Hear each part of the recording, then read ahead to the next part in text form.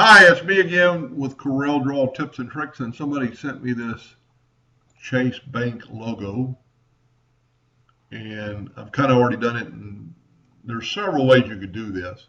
The easiest way, because it's not going to trace real well, but this is really easy. Take your rectangle tool and stop on that node right there, and then go all the way to that furthest node, and then just kind of make it about the same size.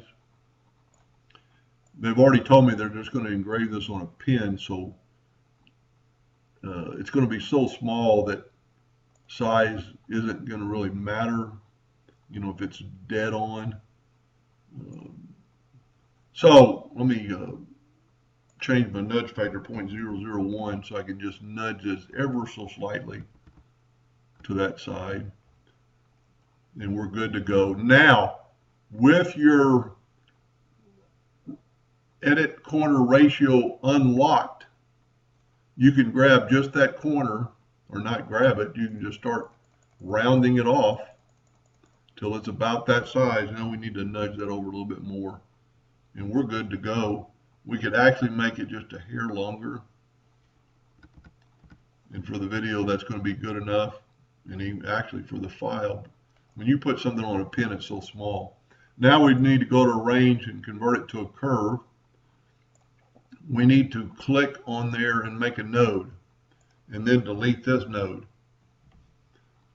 That quickly you made that corner. So we're pretty good to go. I'm going to take this and put it out of the way for a minute. Let's take our Chase logo and get it out of the way. Now I'm going to draw I'm going to take the old one for reference, and I'm going to hit P and put it in the center of the page. This will make it a lot easier. I'm going to bring in an indexing line. I'm going to hit P. Bring in another, so I'm just going to the ruler and getting an indexing line because we want it in the center. Now I'm going to get this part of the logo and put it right on top of the other one. I'm going to go Control D and make a duplicate of that, and I'm going to move the rotation to the center, and I'm going to rotate it 90 degrees. Control D, Control D. Let's move our logo away, and you could do a lot with this. Let's just make a box. Press P, put it in the center. You'd want to make it square, so let's make it 7 by 7.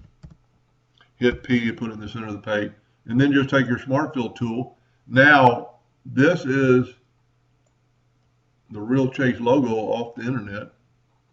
So with your Smart Fill tool, and you're not going to do this for a pin, you're going to make it these probably black.